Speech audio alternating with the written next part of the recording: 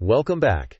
Don't forget to subscribe, hit the bell, and leave a like. Enjoy the video. After hobbling around the supermarket all morning, Dante, a 60-year-old black man, finally bought everything he needed and headed out, leaning on his cane. Despite his disabled leg and having no family nearby, Dante managed well on his own, even driving himself. But something terrible awaited him in the parking lot.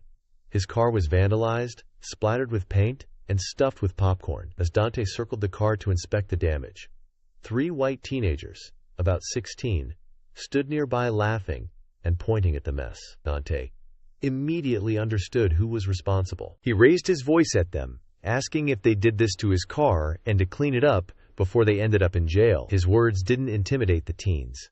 Instead, they laughed louder. Around them, other white onlookers joined in, mocking him, saying things like, "Who does that filthy black old man think he is? Acting like he can send someone to jail. Look at his car. It suits him." Dante's hands trembled with anger, but he couldn't silence the crowd. Emboldened, the teenagers escalated their cruelty, pelting Dante with eggs and rotten vegetables. Dante dodged what he could, though some of the mess hit him and even others in the crowd.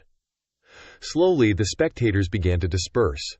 Though furious, Dante only said one thing before leaving: "You messed with the wrong person. Go home before danger finds you." Then he got into his popcorn-covered car and drove away.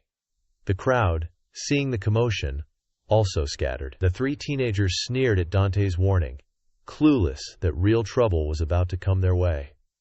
At dusk, the 3 teens roamed the streets again looking for trouble. Passing by Dante's house, they decided to vandalize it. Without hesitation, they climbed the fence and broke in through the window.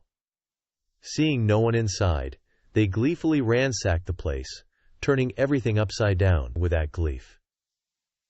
When Dante returned, he was met with chaos, his home in ruins, and the same 3 white teens from earlier treating it like their playground. As soon as they saw him, they started mocking him, throwing things his way. They laughed, saying, "Oh look, the crippled black man is back. We're just turning this dump into a trash heap to match you." Dante's anger boiled over. Grabbing his cane, he shoved debris out of his way and charged at them. The boys laughed, still underestimating him, until he swiftly knocked them down one by one.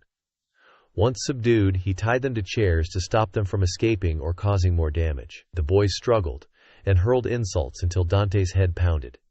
Fed up, he stuffed rags in their mouths to silence them. "I warned you," he growled, "but you didn't stop. Now stay put before I have to get rougher." After checking outside through the window, Dante began cleaning the wreckage in his house. Unbeknownst to him, Bo, the ringleader, worked to free himself.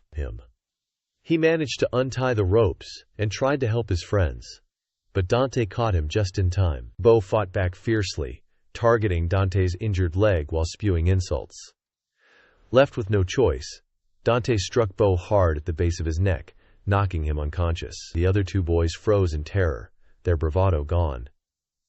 Dante dragged Bo into a separate room, locking him inside. The boy's fate was uncertain when Bo finally regained consciousness. His head throbbed with pain, and groggy and disoriented, he stumbled out of the room only to find Dante unconscious outside, with his 2 friends nowhere to be seen. Panicked, Bo called his parents, crying for help, claiming that the crippled black man kidnapped them and that his friends were missing. The police arrived quickly and arrested Dante, who was just beginning to regain consciousness, accused of abducting minors. Dante insisted he didn't know where the other 2 went. They left with a group claiming to be the police, possibly kidnappers. His words were dismissed as absurd. The parents of the missing boys, frantic with worry, filed charges against Dante for murder, accusing him of hiding their sons' bodies. Their grief turned into fury, demanding the death penalty for Dante while he was in jail awaiting evidence to be charged. The parents of the missing boys and the police searched frantically for their children. Only Bo remained unharmed. Then an idea struck him. Why hadn't anyone searched this old man's rundown house? So Bo sneaked into Dante's house alone, determined to find some trace of his friends. He searched every nook and cranny, hoping to uncover something. After hours of looking, he didn't find hidden passages, but he did stumble upon a file documenting a human trafficking ring. Without hesitation, he grabbed the file and went to confront Dante. Sitting across from him, Bo asked what he knew about this gang. Dante, resigned, finally spoke, explaining that he was a former soldier who noticed a human trafficking ring operating in the area for months. He had started gathering information on them, planning to hand it over to the police when the time was right, to avoid tipping them off. Dante saw that they had targeted the three boys while they were wrecking his place. They were waiting outside, so he had no choice but to keep them there for their protection. It turned out that on the night Bo had been locked in the room, the traffickers had disguised themselves as police and came to take people from Dante's house. The other two boys, unaware, tried to go with them. Dante refused to let them leave, and a struggle broke out, but he was no match for the traffickers, and they knocked him out.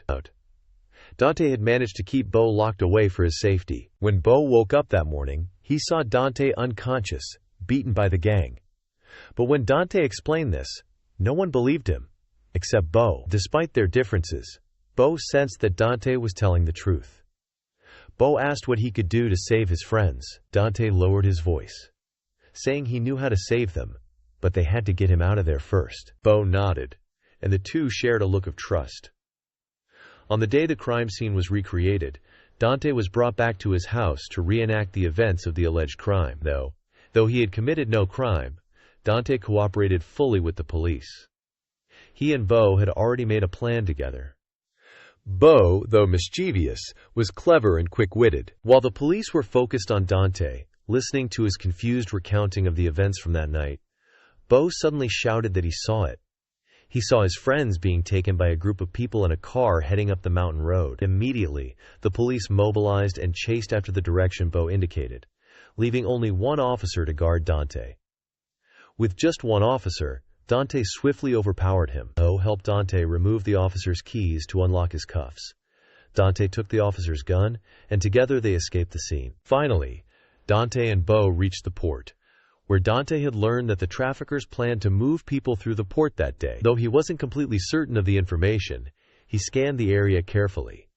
Bo, sharper than Dante, pointed in a direction and said that group was getting on the boat. Dante examined the area quickly, calculating his next steps, and then turned to Bo, telling him to stay hidden if he didn't take down all of them in 20 minutes. He told Bo to call the police. Dante rushed toward the gang and quickly took down two of them.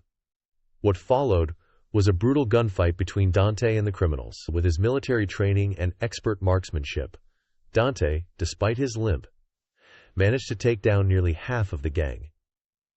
However, the odds were still stacked against him.